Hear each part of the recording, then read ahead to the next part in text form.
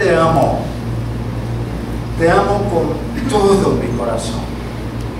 Te amo porque tú eres mi castillo fuerte, mi pronto auxilio. Tú eres Dios. Gracias, Señor, por la vida que nos regalas. Gracias por tu misericordia, por tu amor. Gracias, Dios, porque tú eres bueno. Queremos esta mañana alimentarnos de tu santa palabra, que encontremos, Dios, regocijo en ella, y ayúdanos a preparar nuestros corazones para que llegue a lo más profundo de nuestro ser. Dejamos en tus manos la vida de cada uno de tus hijos, Señor, y guíanos del principio al fin, danos sabiduría e inteligencia en el nombre de Jesucristo. Amén. Esta mañana un tema bastante largo, hermanos, porque a mí me fascina predicar en el Antiguo Testamento. Ahí encontramos porciones tan hermosas, tan especiales, que me satisfacen, me alegran, me llenan. Pero al hablar de un pasaje tan conocido en el libro de Jueces, yo creo que vamos a disfrutarlo, y yo tengo por tema: si nos ponemos de acuerdo podemos cambiar nuestro mundo. Antes quiero relatarles una historia de un muchacho que vendía lápiz y lo hacía de casa a casa, de puerta a puerta en su barrio. Y un señor que lo miró con mucho cuidado le preguntó: ¿por qué tú andas vendiendo lápices en el barrio? Y el muchacho le respondió: porque tengo que conseguir $6 millones. Y se sorprendió el que lo estaba cuestionando, y le dice, asombrado, el adulto le preguntó: es una tarea grandiosa para un chico de apenas 10 años, ¿no es así? No, le respondió el chiquillo, tengo un amigo que me está ayudando. ¿Pero para qué quieres los $6 millones? Y él dijo: para construir un nuevo hospital en mi comunidad. Pensamiento hermoso, hermanos. Ahora, ¿cómo podemos hacer las cosas si él hacía solamente vendiendo lápices? Pero dice: tengo un amigo que me ayuda. Vamos al libro de San Mateo. Quiero invitarles un momentito en San Mateo capítulo 18, hermanos, el versículo 18 hasta el 20. Miren lo que dice la palabra de Dios, y vamos solo como para usar el tema de esta mañana. El capítulo 18 dice de la siguiente manera: de cierto os digo que todo lo que atéis en la tierra será atado en el cielo, y todo lo que desatéis en la tierra será desatado en el cielo. Y otra vez os digo que si dos de vosotros se pusieran de acuerdo en la tierra acerca de cualquier cosa que pidieren, les será hecho por mi Padre que está en los cielos. Hermoso pensamiento, hermano. Si tan solo dos nos ponemos de acuerdo, no hay duda, hermano, que podríamos cambiar al mundo. Si dos nos ponemos de acuerdo, no hay duda que lograríamos hacer muchas cosas en nuestra amada iglesia. Pero hay algo que yo quiero recalcar esta mañana, y es acerca de la historia de cambio que encontramos en las Sagradas Escrituras. Y es acerca de lo que la palabra de Dios nos enseña en el libro de Jueces, y ahí va a ser nuestra meditación esta mañana. El libro de Jueces en el Antiguo Testamento, capítulo 7. Una historia que usted conoce. Queremos también esta mañana dar la bienvenida a los que por medio de internet nos están sintonizando. Queremos bendecirles también a ellos. Ahora, miren lo que dice la palabra de Dios en el libro de Jueces. La historia, hermanos, es acerca de un hombre hebreo llamado Gedeón, estaba escondido en un lugar donde sacudía trigo, era agricultor, para que los madianitas, que eran los enemigos, no lo pudieran ver. Y un ángel del Señor se le apareció y dijo: óigame, hermano, vamos a ver lo que dijo el ángel a Gedeón. Miremos en el versículo 1. Levantándose pues de mañana Jerobbaal, el cual es Gedeón, y todo el pueblo que estaba con él, acamparon junto a la fuente de Arod, y tenía el campamento de los madianitas al norte, más allá del collado del Moré en el valle. Y Jehová dijo a Gedeón: el pueblo que está contigo es mucho para que yo entregue a los madianitas en su mano. No sea que se alabe Israel contra mí diciendo: mi mano me ha salvado. Pero antes, en el contexto, en el capítulo 6, en el versículo 33 dice: pero todos los madianitas y los amalecitas y los del oriente se juntaron a una, y pasando acamparon en el valle de Jezreel. Entonces el Espíritu de Jehová vino sobre Gedeón, y cuando éste tocó el cuerno, los abiezeritas se reunieron con él, y envió mensajes por todo Manasés, y ellos también se juntaron con él. Asimismo envió mensajeros a Aser, a Zabulón, a Neftalí, los cuales salieron a encontrarles. Pero Gedeón dijo a Dios: si has de salvar a Israel por mi mano, como has dicho, he aquí yo pondré un vellón de lana en la era, y si el rocío estuviere y el vellón solamente quedando seca, toda la otra tierra, entonces entenderé que salvarás a Israel por mi mano, como lo has dicho. Y aconteció así, pues cuando se levantó de mañana, exprimió el vellón y sacó del rocío y un tazón lleno de agua. Mas Gedeón dijo a Dios: no se encienda tu ira contra mí. Si aún hablare esta vez solamente, probaré ahora otra vez en el vellón. Te ruego que solamente el vellón que quede seco y el rocío sobre la tierra. Y aquella noche lo hizo Dios así. Solo el vellón quedó seco, y en toda la tierra hubo rocío. Ahí comienza la historia, y ese es el contexto del pasaje que vamos a leer y vamos a estudiar en el capítulo 7. Ahora, ¿cuánto era el ejército que tenía Gedeón? Y la palabra de Dios dice ahí en el versículo 3: ahora pues haz pregonar en oídos del pueblo diciendo: quien tema y se estremezca, madrugue y devuélvase desde el monte de Galaad. Y se devolvieron los del pueblo 22,000, y quedaron 10,000. Quiere decir que el ejército que tenía Gedeón era de 32,000 personas. Pero mira lo que sucede. Y Jehová dijo a Gedeón: aún es mucho el pueblo, llévalo a las aguas y ahí te los probaré. ¿Qué es lo que sucede? Y del que yo te diga: vaya este contigo, irá contigo.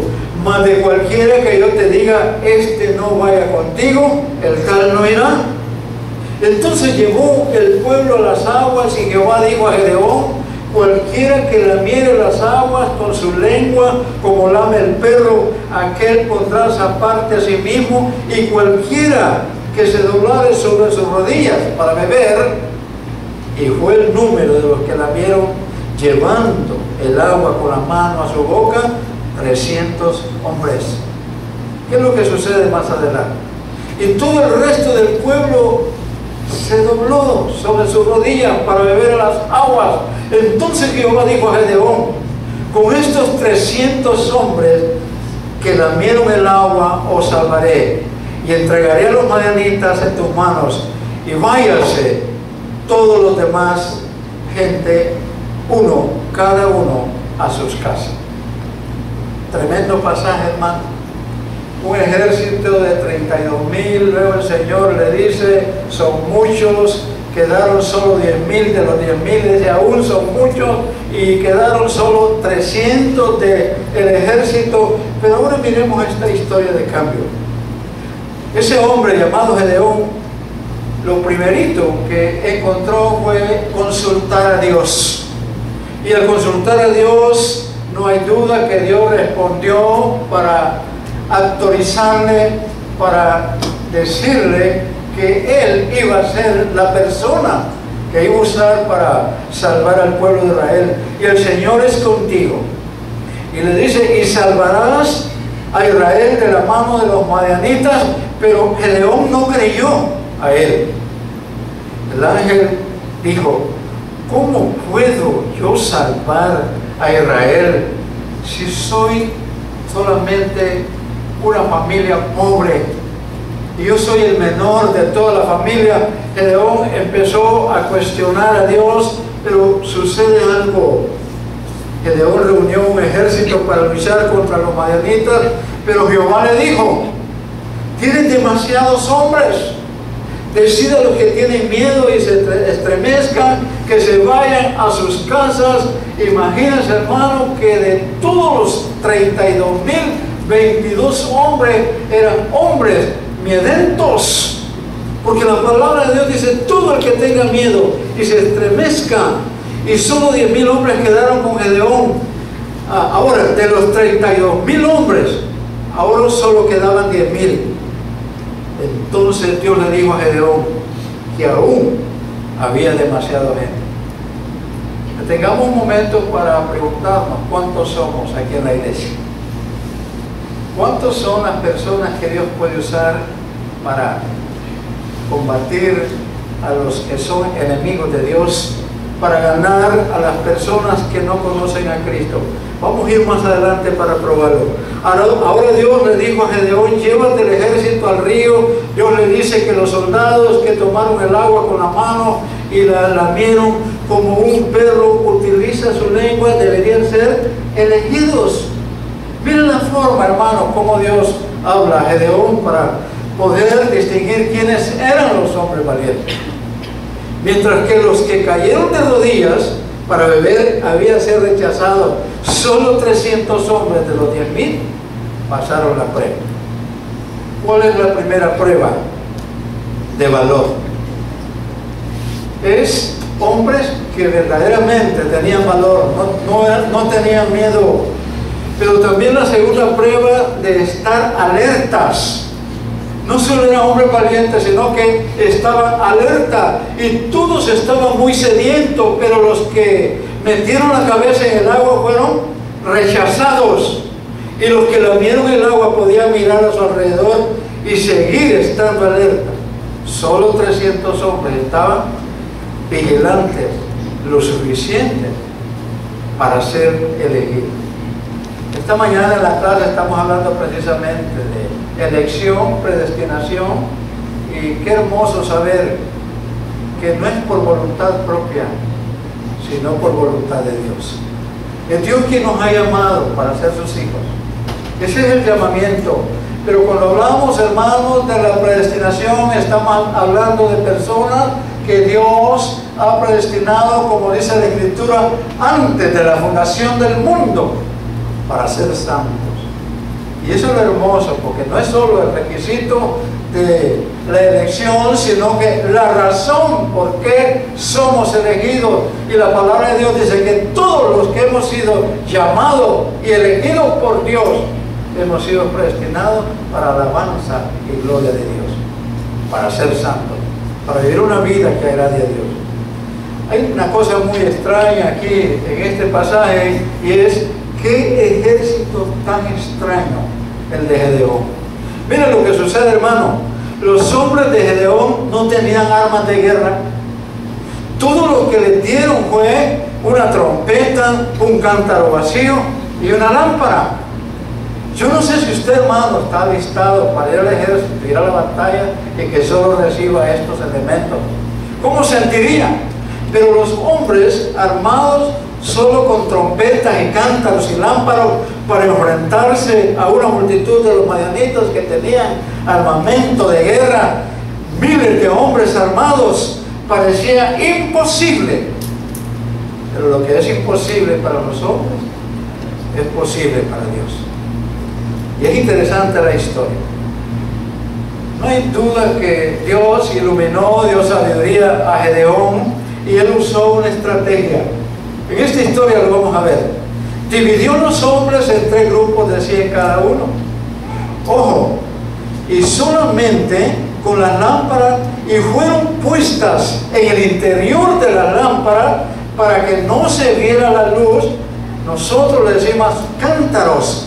Dice que las teas ardientes fueron puestas en los cántaros para que no se viera la luz, pero también en un lado de la mano tenían las lámparas y en el otro lado tenían las trompetas. ¿Qué es lo que sucede en ese momento? Los 300 hombres, agrupados en grupos de 100 diferentes alrededor del campamento de los madianitas, era muy tarde de la noche, dice la palabra, y los madianitas estaban, hermano, durmiendo. Gedeón instruyó a su ejército y le dijo Dios a Gedeón que el pueblo que tenés ahora hagan lo que tú vas a hacer. Y Gedeón dijo a los que tenía con él: miradme a mí. En el versículo 17 y 18 dice así, del libro de Jueces, capítulo 7, dice: miradme a mí y haced como hago yo. Y aquí que cuando yo llegue al extremo del campamento, haréis vosotros como yo hago, yo tocaré la trompeta y todos los que estarán conmigo y vosotros tocaréis entonces las trompetas alrededor de todo el campamento y diréis: por Jehová y por Gedeón. Solo me pongo a pensar, hermanos, cuando todos empezaron a tocar las trompetas en escuadrones de 3 en diferentes lugares, escuadrones de 100 hombres con sus trompetas, 300 hombres tocando trompeta, y eso habla de proclamación, hermano, un escándalo tremendo. Y cuando el pueblo de los madianitas oyó el estruendo de las trompetas, de repente Gedeón tocó su trompeta y todos los hombres tocaron las trompetas y fueron quebrados los cántaros y luego quedaron al descubierto las luces y los hombres de Gedeón gritaron por la espada de Jehová y de Gedeón. Y cuando los hombres de Gedeón gritaron, el Señor hizo que los madianitas se voltearan uno contra otra. ¿Y qué sucede? Allí, en la oscuridad de la noche, se mataron unos a otros. Ahora, ¿qué es lo que vemos acá? En primer lugar, hermanos, hemos visto la doctrina del remanente. Cuando hablamos de la doctrina remanente, la multitud que tenía escogido Gedeón, 32,000 hombres, el remanente, hermano, llegó solo a 300 personas. Si Jehová de los ejércitos no nos hubiera dejado un resto pequeño, como Sodoma fuéramos, dice la palabra en Isaías 1:9, y semejantes a Gomorra. El método de Dios, hermanos, en el tiempo de las edades, su obra se llevaba a cabo a través de una pequeña minoría. Ahora, en los días de Noé, el gran diluvio, 8 personas quedaron a salvo, la familia de Noé. A través de una pequeña minoría, hermanos, vemos también que Abraham fue el único remanente de Dios en un tiempo de la idolatría. Solo Abraham. Y en el tiempo de Elías, hermanos, solo 7,000 hombres en todo el mundo fueron el remanente de Dios. ¿Qué es lo que sucede? El profeta Elías ya no quería seguir, estaba deprimido, tenía problemas serios, había llegado al extremo de renunciar, y Dios le dice a Elías: si tú no quieres seguir en el ministerio, tengo 7,000 hombres dispuestos que te podrán sustituir. Ya vamos a hacer el comentario que queremos hacer. Pero hay un detalle, hermano. En el tiempo del Nuevo Testamento, en Hechos 1:15, había un pequeño remanente de solo 120 hombres dispuestos a pagar el precio, y trajeron el mensaje de salvación al mundo oscurecido por el pecado. Hoy en día la palabra dice, si dos de vosotros se pusieran de acuerdo, ganaremos el mundo. Cuando hablábamos de Elías y los 7,000 que tenía preparados el Señor, si usted es uno de los remanentes, hermanos, que Dios ha escogido, las palabras que Dios dijo a Elías, si no quieres hacer tu ministerio, yo tengo 7,000 personas para que lo hagan. En la iglesia, hermano, la misma pregunta. Si somos parte del ministerio de lo que Dios nos ha dado, si somos parte del remanente que Dios ha preparado para evangelizar, para luchar en nuestra iglesia, para cumplir la obra del ministerio, como le dijo Pablo a Timoteo, haz obra de evangelista, cumple tu ministerio. Y si nosotros no estamos cumpliendo el ministerio, como lo dijo Pablo a Timoteo, hermano, también Dios se lo dijo a Elías, si no quieres, tengo 7,000 preparados. ¿Qué diríamos hoy en día en nuestra iglesia? Si usted y yo no queremos cumplir con el ministerio, Dios tiene otras personas. Hay cosas, hermanos, que nosotros descuidamos y que de repente, cuando nos damos cuenta, es demasiado tarde. No dejes que nadie te quite tu lugar. No dejes que nadie te quite el honor que Dios te ha dado de ser un hombre de Dios. No dejes que otro ocupe tu lugar. Hay cosas reales en nuestra vida. Y una de ellas me pasó en mi vida, hermanos, cuando inicié el ministerio en Oropéndolas, aquí nomás. Íbamos a evangelizar y de repente nadie quiso acompañarnos, lo hicimos solo, y cuando ya estábamos dispuestos a decirle, Señor, no quiero más saber de Oropéndolas, el Señor habló a través de una sierva de la iglesia y me dice, qué extraño que usted se siente aquí atrás, que siempre ha sido uno de los que sienta adelante en la iglesia. Y empecé, hermano, a renegar y a decirle que ya no soporto más, he estado luchando, y ella me pregunta, ¿y cómo va la obra en Oropéndolas? No hay quien esté ayudando, nadie quiere, y por lo tanto yo creo que voy a retirarme. Pero ella me dijo, alce su rostro y mire adelante. Allá está fulano, allá está sultano, allá están las otras personas. Pero Dios no dijo fulano ni sultano, dijo usted. Qué dolor en mi corazón.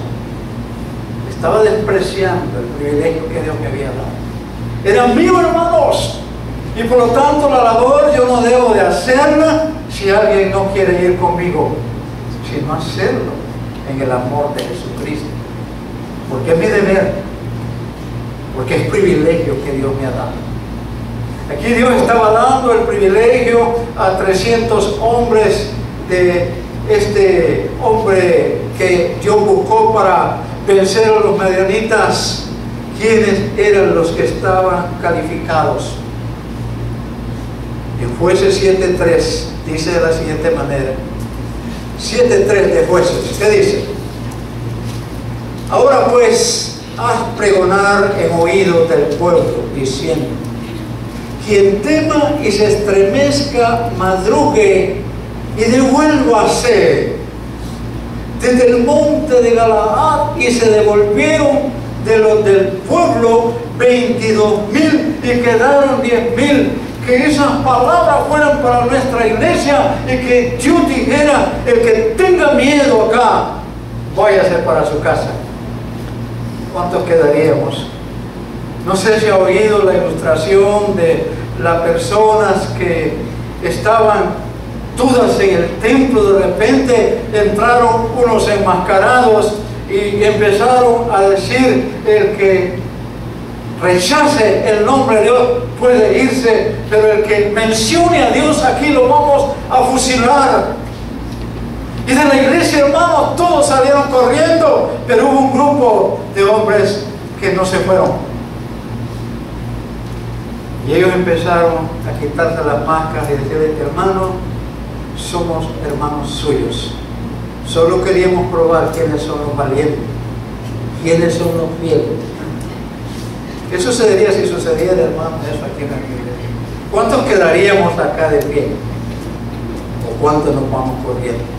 Eso sucedió, hermano, con el pueblo de Israel. Era una multitud del ejército, millones del ejército, hermano, de los madianitas, y solo 300 hombres. El remanente de Dios para este tiempo es la condición de este mensaje. Pero antes, pare, yo vengo de la montaña, vengo de Santa Bárbara, de una montaña. Cuando vine a San Pedro, hermano, yo miraba el rótulo que decía: pare, mire, oiga, deténgase, peligro. Y era que pasaba el ferrocarril por ahí, y yo parado, hermano, ¿por qué dice que me pare? Era un aviso que había peligro. Resulta que cuando decimos pare, mire, oiga, para ser parte del remanente de Dios, mi hermano y hermana querida, debes tener estas dos cualidades. Debes ser lo suficientemente valiente como para seguir a Jesús como su discípulo. El Señor dijo: el que no dejare padre, madre y toma su cruz y sigue en pos de mí, no es digno de mí. ¿Cuántos llamados hizo el Señor a personas? Y empezaron, dice la Escritura, a poner excusas. Todos, hermano, no puedo, estás invitado a la cena del Señor, no puedo, acabo de comprar una hacienda, quiero ir a verla, y era tarde porque era cena, hermano. A otro dijo: estás invitado a la cena, dice, acabo de comprar 5 yuntas de bueyes y tengo que irlas a probar. Y el otro dijo: estás invitado a la cena, pero él dijo: acabo de casarme, por lo tanto no puedo asistir. Y el Señor dice que le dijo a sus siervos: vayan por los caminos, vayan por los vallados y fuércenos a entrar. Y forzar, hermano, no es obligar, no simplemente insistir. Hay tantas cosas, hermanos, que Dios quiere que nosotros hagamos. En segundo lugar, el remanente de Dios para este tiempo, la condición: debes estar alerta a los peligros a tu alrededor y firme en tu deseo de ver el nombre de Jesús glorificado en la iglesia, a millares, hermano. No tengas miedo de enfrentarse a las personas, hábleles de Cristo. Haga como Pablo dijo: todo lo puedo en Cristo que me fortalece. Nadie podrá separarme del amor de Cristo, hermano, ni la muerte. Nadie puede separarnos del amor de Cristo. Y todo lo que hacemos, lo hacemos por amor a Él. Y si Dios conmigo, hermano, ¿quién contra mí? Hay detalles importantes en estos pasajes. Y como conclusión, porque quiero ser bastante breve por el tiempo. Si dos hombres se dan completamente a sí mismos a la voluntad de Dios, podrían cambiar el mundo. Dios dijo a Abraham: por amor a los 10 no los destruiré. Pero aún así, si no hay hombres plenamente entregados a la voluntad de Dios, este mundo no va a cambiar. Tenemos que ser protagonistas. Tenemos que ser luz, como dice la palabra, y sal para este mundo. Pero si no ven brillar esa luz en nosotros, hermano, ¿qué ven las personas en nosotros como hijos de Dios? ¿Ven a un siervo? ¿Ven a un hijo de Dios? ¿Ven a una persona que merece todo respeto? ¿Pueden las personas decir: usted es muy estimado, usted es un siervo de Dios y por lo tanto se merece que le rindamos la honra? Pero la honra es para Dios y no para nosotros. Ese detalle tan importante, hermanos.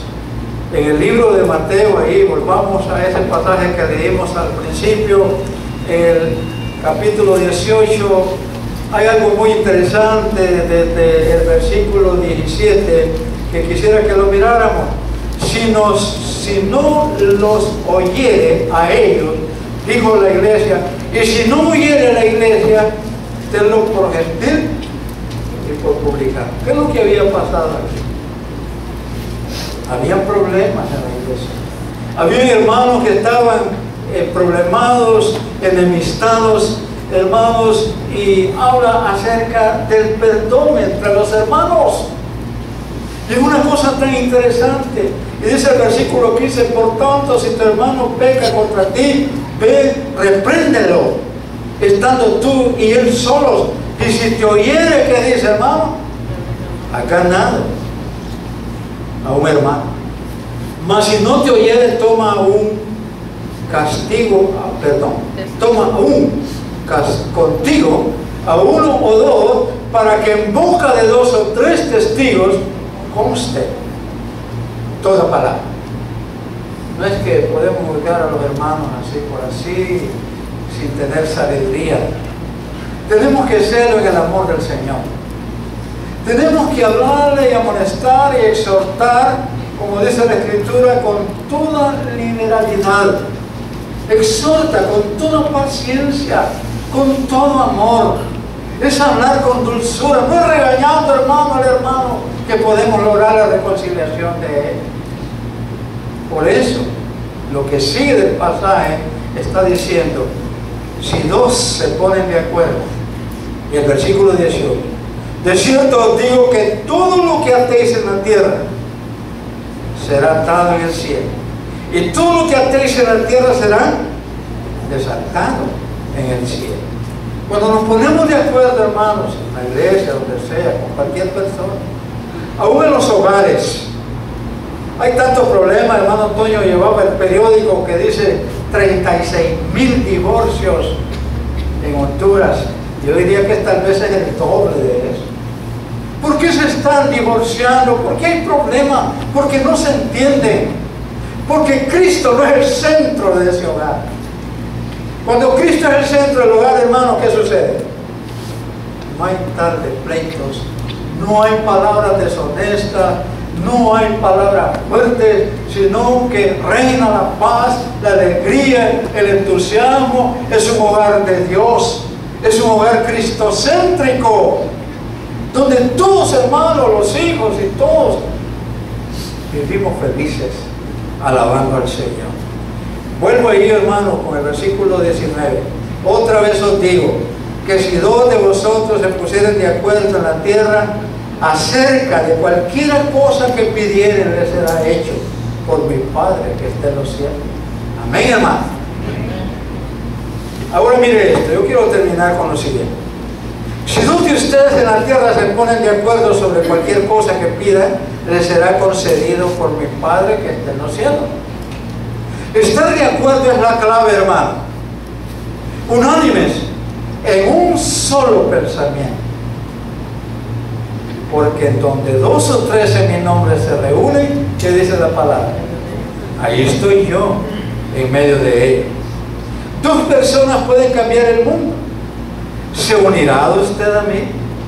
Pero el detalle, Dios nos necesita a los 2 y nos quiere usar juntos.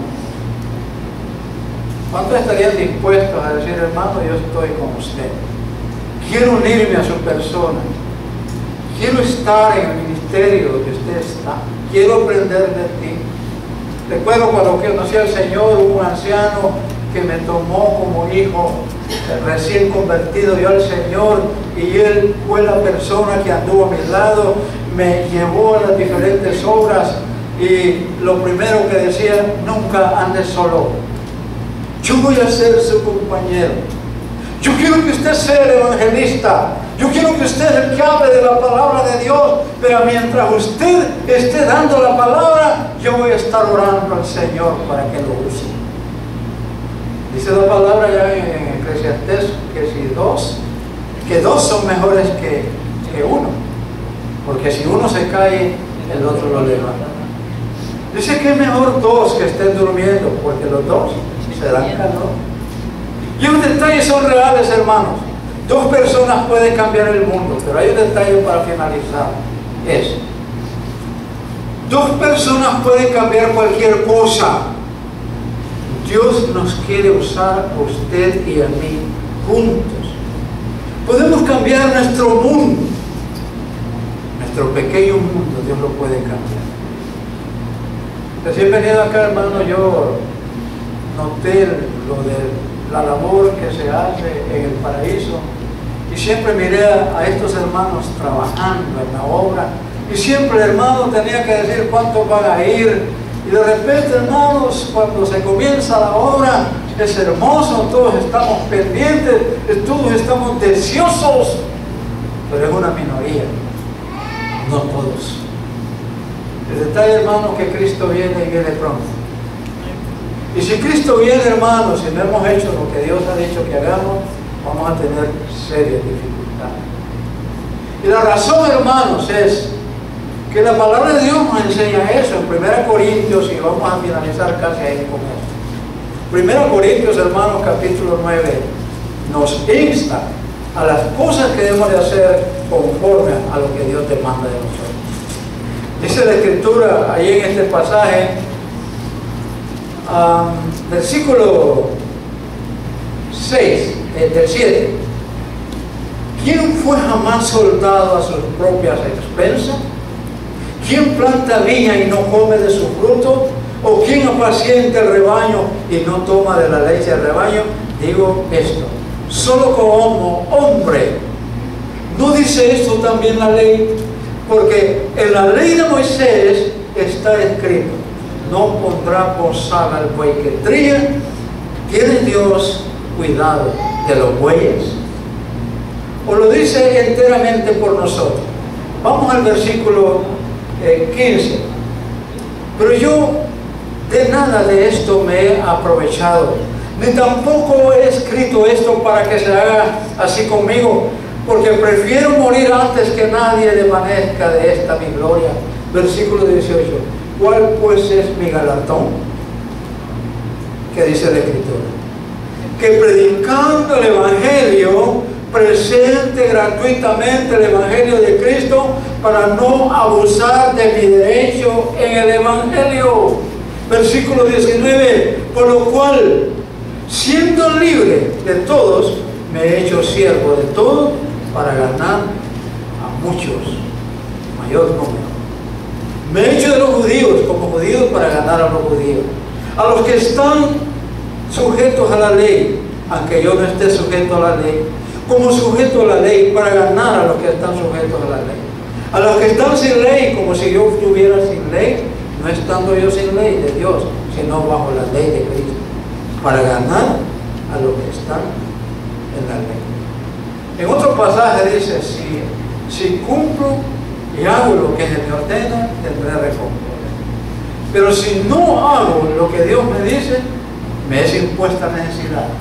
Y hay de mí, si no anuncio el Evangelio. Termino con unas preguntas. ¿Cree, hermano o hermana, que podamos ponernos de acuerdo, usted y yo? ¿Cuál es su pensamiento? Tiene que ser el mismo mío, si es para la obra de Dios. Pero el otro detalle, yo quisiera que se lo dijera al que tiene al lado, y dígaselo así: ¿estás de acuerdo conmigo?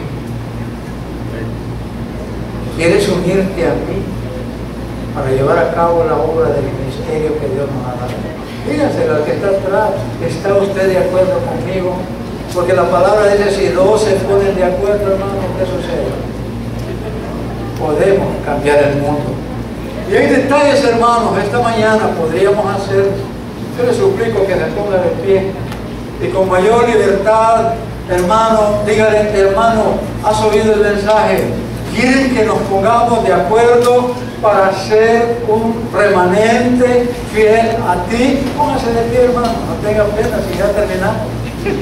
Ahora, no se quede ahí, porque lo van a señalar los otros. Dígale al que está delante de usted: ¿quieres unirte a mí? ¿Quieres que seamos uno solo?